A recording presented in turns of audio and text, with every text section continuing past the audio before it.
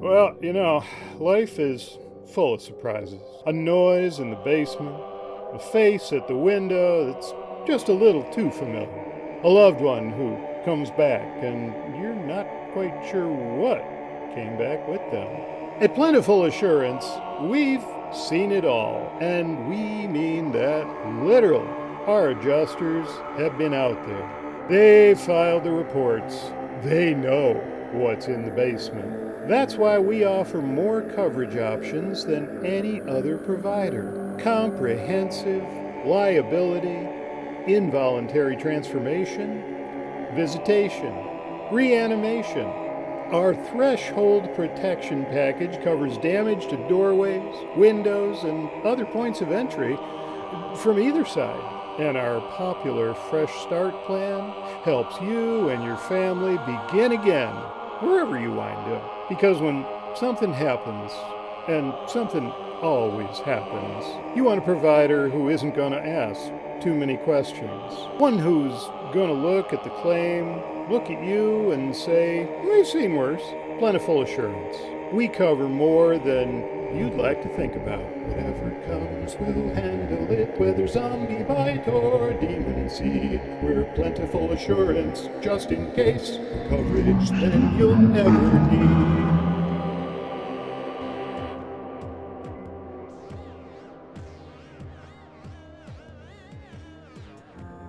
Content featured on the Sinister Minutes podcast can get pretty dark, but you know what? We expect our listeners to deal with that. Whatever triggers you, whatever your phobias, we're gonna delve in.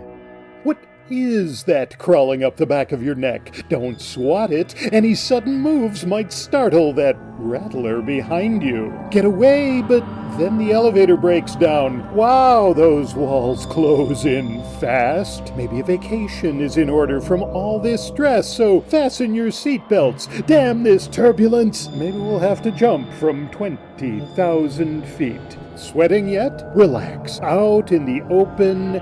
We just hope you don't suddenly need someplace to hide from the crackling lightning and booming thunder. Great! You made it indoors? Ooh, you didn't touch that doorknob, did you? That thing is crawling. The doc can fix you up. Here she comes. My, what a long needle.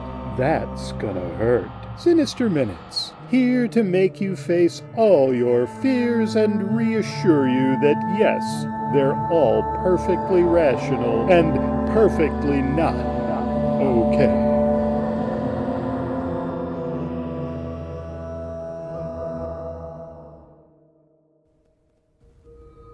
Got a minute or two? We have a way to make it not okay. Welcome to Sinister Minutes. I'm your host, writer and storyteller Kurt Homan. Next to me is the mad maestro, the master of macabre musical musings, Tim Parker. Together, let us take you on a journey into the dark heart of disturbing.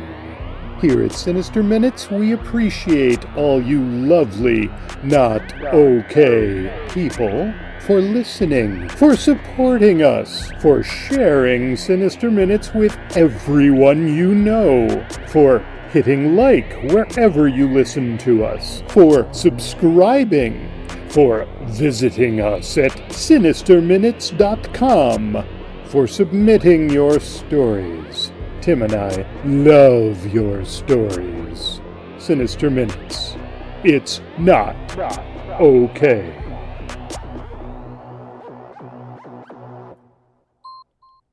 Welcome to Sinister Minutes Season 3, Episode 6. In our live appearances, your friendly Sinister Ministers roll out short, very short stories. After all, our podcast listeners have much longer attention spans. Some of you because you're so securely tied up and can't seem to hit the stop button with your noses. But there are so many other shiny, dangly distractions at the weird events that invite the likes of us to perform. So we keep things short. Well, today we're bringing you the best of both worlds.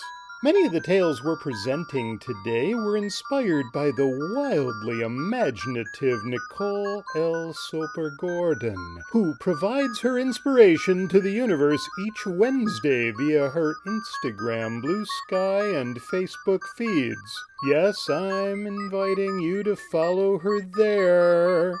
She's also got a dark echo fantasy novella called The Earth, Our Body. That is coming out Monday, June 15th. She assures us that it's filled with angry women burn down the patriarchy with nature magic vibes, plus some sapphic kissing. What's not to like? Anyway, we'll drop some links connecting you to Nicole L. Soper Gordon in the show notes. After scoring all these tales, we all thought Tim deserved a long, satisfying nap. But the demons driving him forward would not let him rest until he composed one more piece. A delightful, heartwarming bit of music he calls Creeping Shadow. Who knows?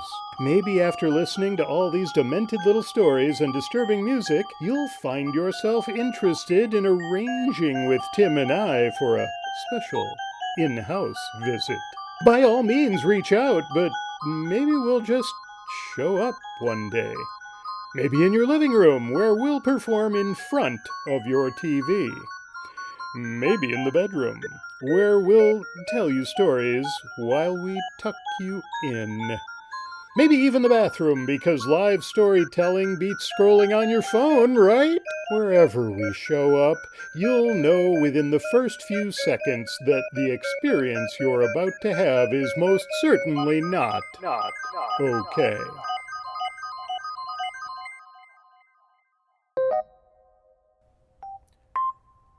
Achoo, written and narrated by Kurt Hellman.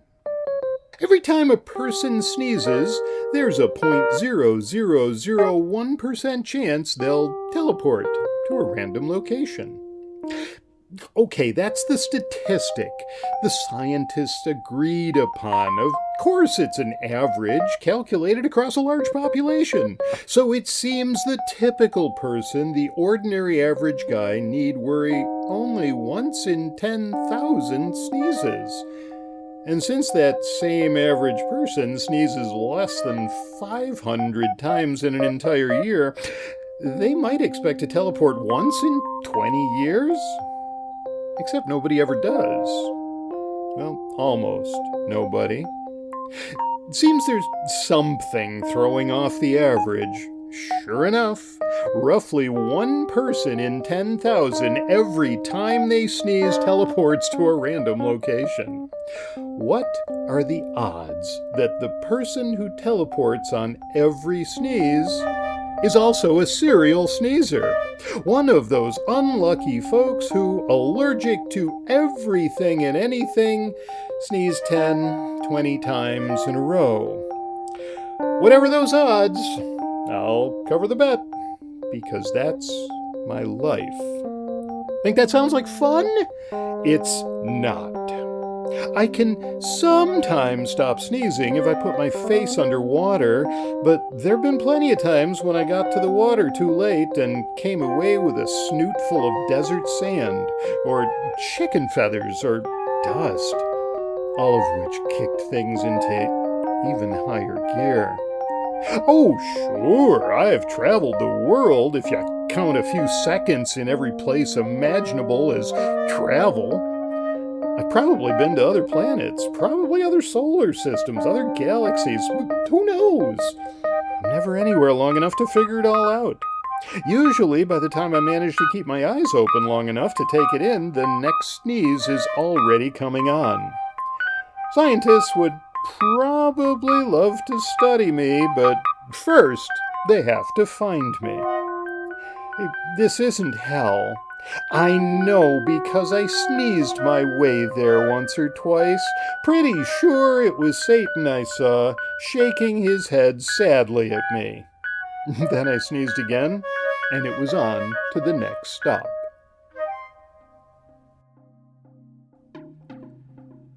Catbirds, written and narrated by Kurt Homan. Catbirds for sale! Treat yourself to a real Earth pet for your spaceship. They chirp, they purr, they'll hunt your snake mice. Get your catbird today! I shut off the speaker, annoyed at the constant barrage of marketing. I get it. Interstellar travel's not cheap, and even keeping a stripped-down Banda-class ship like mine operational would be out of my budget if I'd opted for the ad-free version. But really? Catbirds? I'm trying to fire the ship up and depart this one-planet solar system, and of course, nothing brings on a barrage of ads like powering up. Captive audience, right? I wouldn't mind nearly so much if the ads were at least a little better tailored, but really, catbirds? I've kept snake mice as pets my whole life, and I love everything about those bizarre little bastards. The patchwork of fur and scales, all those cute little legs like a centipede, the way their big ears fold back when they unhinge their jaws. There's no way I'm bringing a nasty old catbird on board to mess with them. It's my own fault. If I ever listened to any of the ads, I might register something positive about one or more of them and get a better selection of products as a result. But I come from a long line of the advertising adverse, and we've spent generations messing with algorithms, answering surveys with random patterns, setting translators to languages we don't speak, and otherwise avoiding marketing campaigns of all sorts.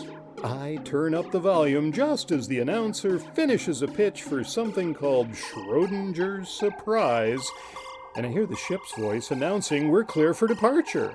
Entering the trajectory, I strap in, hit the engage button, and whoomp! I'm in another sector. Except, what I hadn't counted on was popping up amidst a whole fleet of Cantassians. I need to make another hop pronto before they notice me. Alarms announce it's too late for that. At least one or maybe all of them have leveled their gun sights on my poor little ship. I sure don't have that kind of defensive power, but what I do have going for me is a fast ship that can disappear quickly. Shutting down the flashing lights and blaring klaxons, I enter a fresh trajectory, hit engage, and tense for the whoomp. Catbirds for sale, says a voice that is most definitely not a whoomp. Treat yourself to a real Earth pet for your spaceship.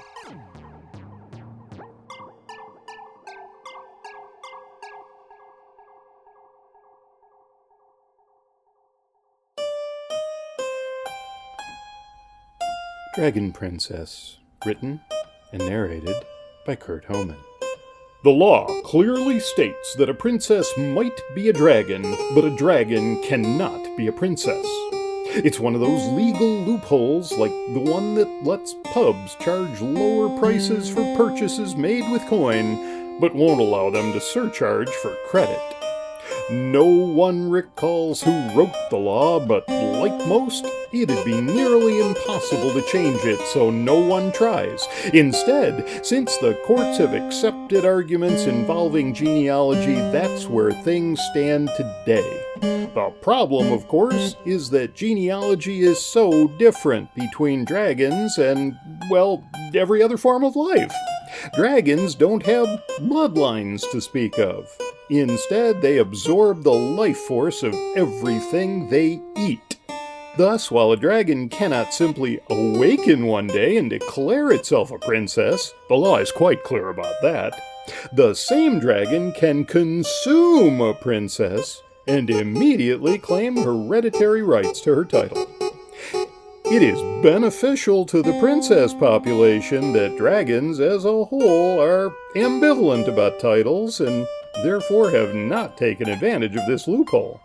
Dragons interviewed for this article suggested a general aversion to princesses and, in fact, a culinary preference for knights in shining armor, described by several as crunchy on the outside, chewy and delicious in the center. Perhaps the greatest living beneficiary of the law is Princess Kalinaris, who, having declared herself a dragon and therefore legally entitled to follow dragon genealogy practices, now holds her title in no less than 7 royal houses.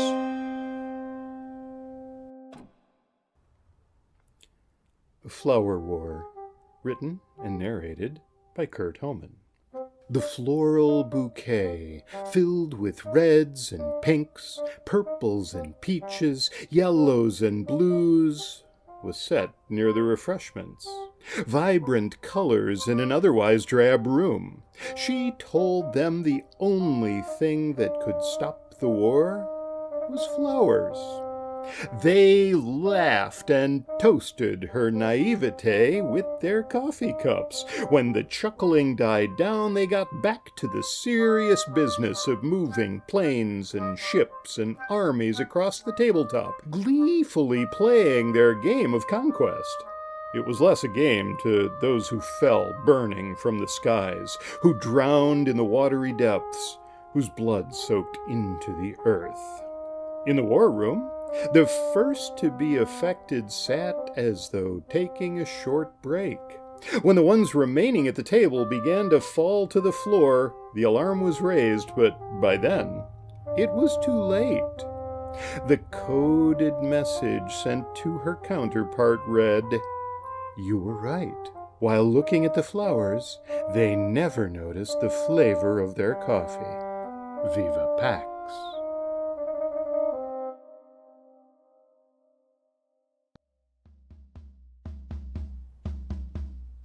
Food Fight, written and narrated by Kurt Homan. Apologies to William Shakespeare. "It will have pudding," they say. "Pudding will have pudding." The food fight got out of hand. The meal wars were next, followed by the silverware apocalypse. Bryn wished fervently they'd never thrown that cup of pudding. But what's done cannot be undone, and as much as Bryn scrubbed the wall, the spot remained, the unsightly stain of a one-time chocolate confection, now an ever-present sign of their guilt. "Out, damned spot, out, I say," they cried, to no avail. Who would have thought a single cup to have had so much pudding in it? Would all great Neptune's ocean not wash this pudding clean from their hand? The stain on the wall did not answer, but mocked them with accusation. It was worse, so much worse, because the pre-apocalyptic pudding had only come into being because of Bryn. They recalled stirring the pot, watching the pudding as it began to boil, even remembering the chant performed as they stirred. Double, double, toil and trouble, fire burn and pudding bubble. In retrospect, the chant had been filled with foreboding, perhaps even foreshadowing, but in the moment, it had been merely a way to pass the time until the thickening occurred and it was time to fill the cups. Bryn could picture the scene in too much clarity, standing in the kitchen, the pudding still too hot to form a skin, thinking, "Is this a ladle which I see before me? The handle toward my hand?" It had been a ladle, and the cups had been only too ready to receive their gift of pudding. As it turned out, only too willing to once again give it up as well. After failing yet again at their task of removing the damned spot, as Bryn lay in bed and tried to achieve precious rest, a voice cried out, "Sleep no more! Pudding does murder sleep, the innocent sleep!"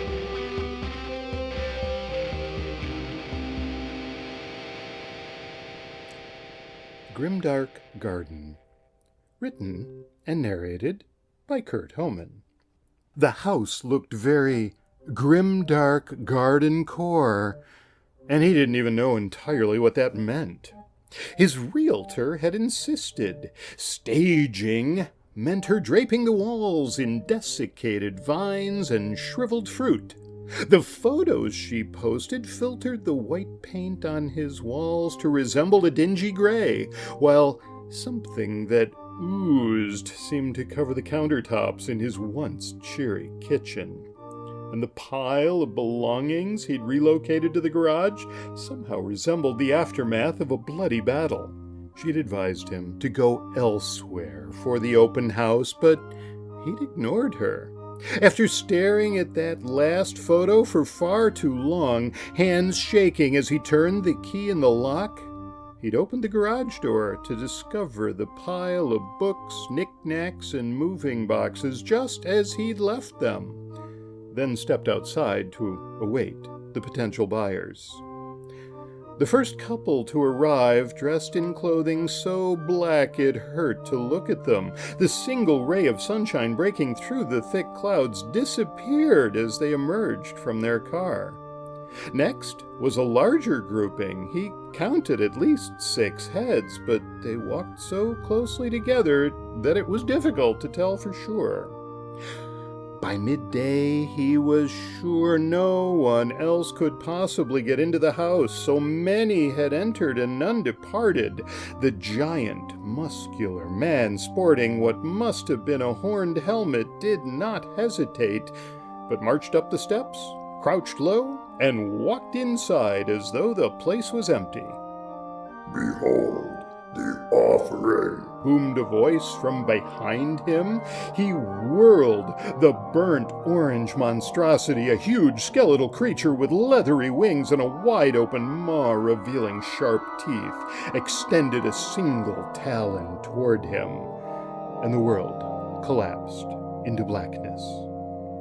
When he awoke, he was in his living room. A warm fire in the hearth. His realtor stared nervously at him. "Oh, good. I was worried." What happened?" He shook his head, trying in vain to return to a sense of normalcy. "Congratulations." She smiled, sharp teeth glinting in the firelight. "You've sold your house."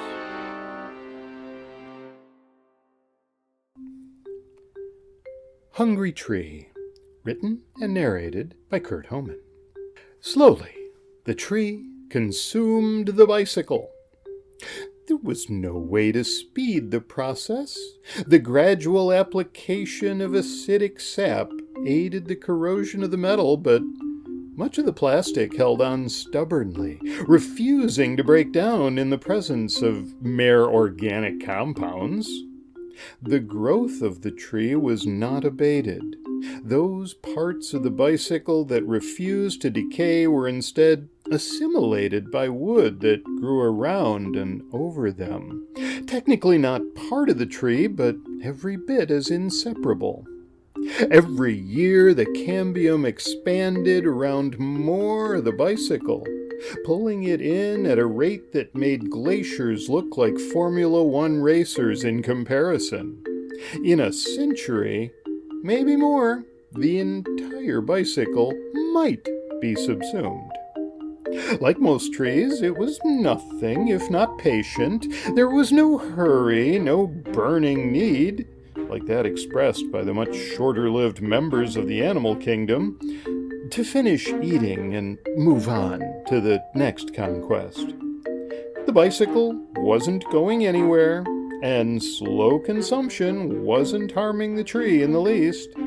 For its part, the bicycle suffered no pain, nor any existential angst about becoming a part of something else, no longer a unique entity. Its rider might at one time have entertained such philosophical thoughts, but no words had emerged to suggest that. Not since the day they had crashed headfirst into the then young oak. The tree, plus a fair amount of woodland fauna, had happily consumed them much more quickly than the bicycle. Rutabagas. Written and narrated by Kurt Homan. I don't know about you, sir, but for me, actually dying was pretty easy. I went, as I'd always expected I would. I never knew exactly what would take me out, but after a lifetime in the kitchen, it was bound to be culinary. Truth is, I still don't know for sure. Nobody tells you anything after you die, right? Anyway, those mushrooms I picked early that morning seemed a bit shaky, but it could have also been something as stupid simple as undercooked kidney beans. Greta, my sous chef, always did cut corners. Anyway, the bourguignon came out delicious, a fitting last meal. From talking to people here, I know I scored an easy death. I hope you did too, good sir. Went to bed, and when I woke up, I was here. I don't claim to know exactly what here is, but it's certainly not the afterlife I'd expected as a kid. If this is heaven, it's severely lacking in harps and halos. If it's hell, it's certainly not the whole fire and brimstone experience. Seems more like a continuation of life, my good man. The staff's changed for certain, and there's a lot less kitchen banter now. But I don't have to tell anyone anything twice. Please don't bother telling me your experience level. It'll become evident soon enough. Scottish cuisine. Sounds like an oxymoron, right? But on Highland night here, we go all out. In the realm of the dead, there's a lot of hungry mouths to feed. Anyway, I've got the offal well underway on the stove, so the haggis is covered. Sean here has been peeling potatoes all day, so the tatties are also in progress. My good man, you can show us your stuff, and takes over the neeps. See that door? Open it up, and you'll find rutabagas from here to eternity, sir. Shadow Prisons. Written and narrated by Kurt Homan. On Fridays, the shadows were prisons. Most avoided Friday's sun. Only fools ventured outside, and then only at noon. While tiny shades minutes before or after Sona reached her zenith did not restrain, they grew rapidly in length and strength. By evening, immense, long shadows could hold an army. Woe to the army or foolhardy individual who found themselves trapped by late Friday shadows. The setting sun locked prison gates for a night that brought money's razor-sharp light to bear. From paper-cut slices of the crescent to buzzsaw mutilation of the full, Friday night's moonlight left no prisoner unscathed.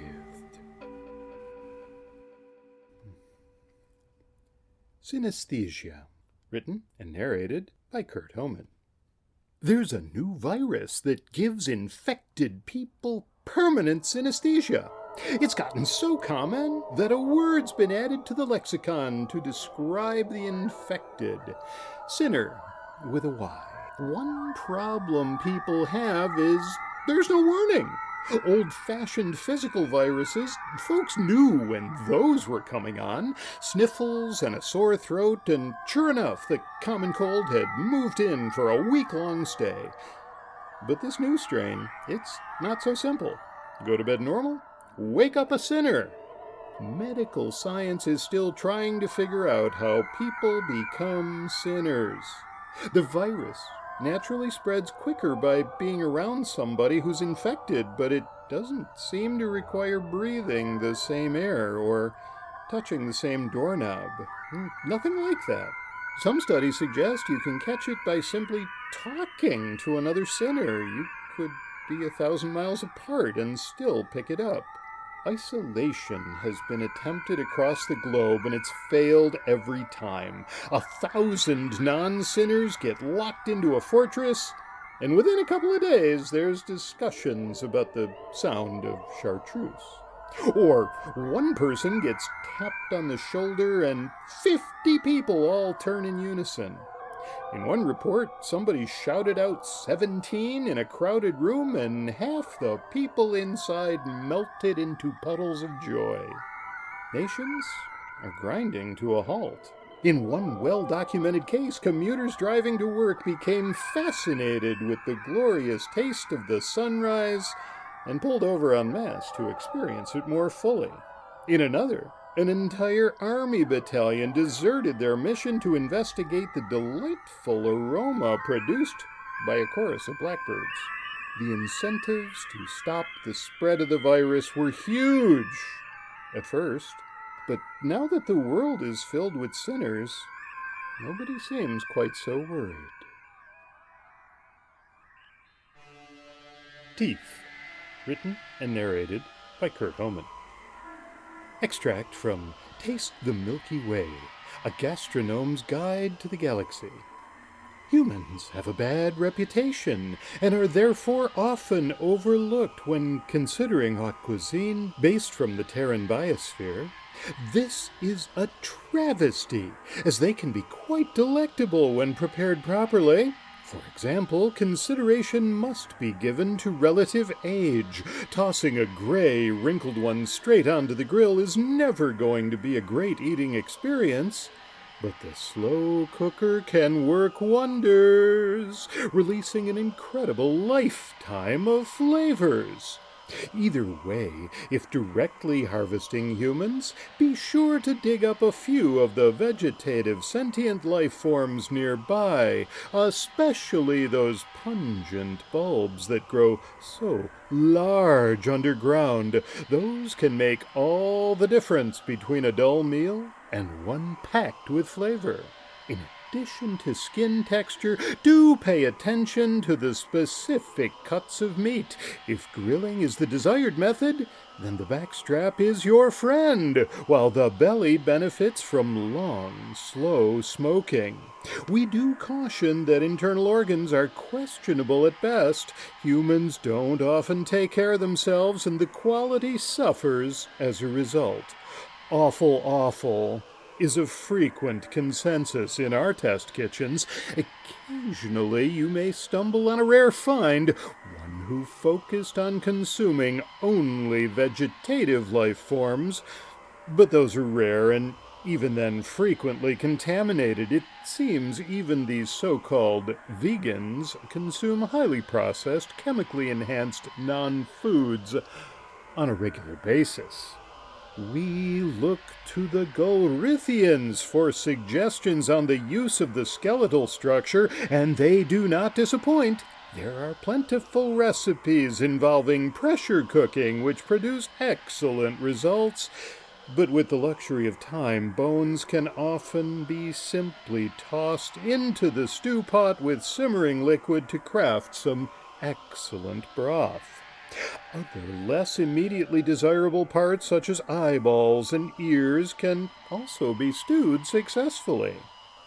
The one part of the human that we have found no good culinary use for is the teeth. These are best simply disposed of, or perhaps donated to youngsters for use in craft projects. 9 out of 10 aliens agree human teeth are weird. Note, the 10th in these surveys are most likely residents of the planet Zizion, and we all know not to trust their culinary suggestions. Universe Machine, written and narrated by Kurt Homan. You don't want to see the machinery that's running the universe. Believe me, it's a mess. Some sentient beings figure it has to be some grandiose computer, capable of making trillions of calculations dance atop the head of a pin. Others think in more mechanical terms, a grand mass of belts and bearings, seals and splines, cams and clutches. At various times in history, I've shown a select few how it all works. It didn't take long before I could predict the stages of their reactions. First, they find humor. Then they grow angry with me. And finally, they stare in disbelief. After that, behavior diverges. Most go mad. Some just never attempt to communicate with their own kind again. A few somehow manage to take it all in stride and walk away. As far as I know, all of them took the knowledge to their graves. And that's a good thing, because all the scientific and religious thinking of a million different worlds would come to a halt and need to be rewritten from scratch if anybody ever had to admit how the universe really works. So trust me, you don't want to see it.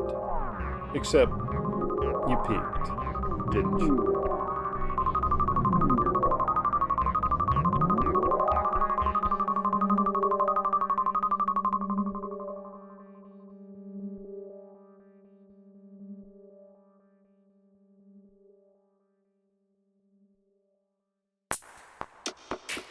Creeping Shadow, composed and performed by Tim Parker.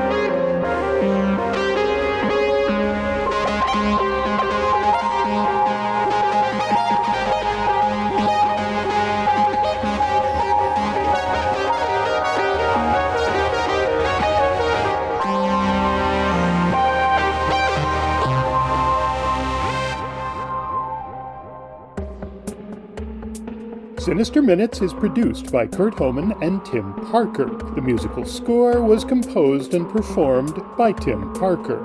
Sinister Minutes thanks you for listening, for liking what we do here, and for joining us as we continue to explore all the ways in which we are not okay.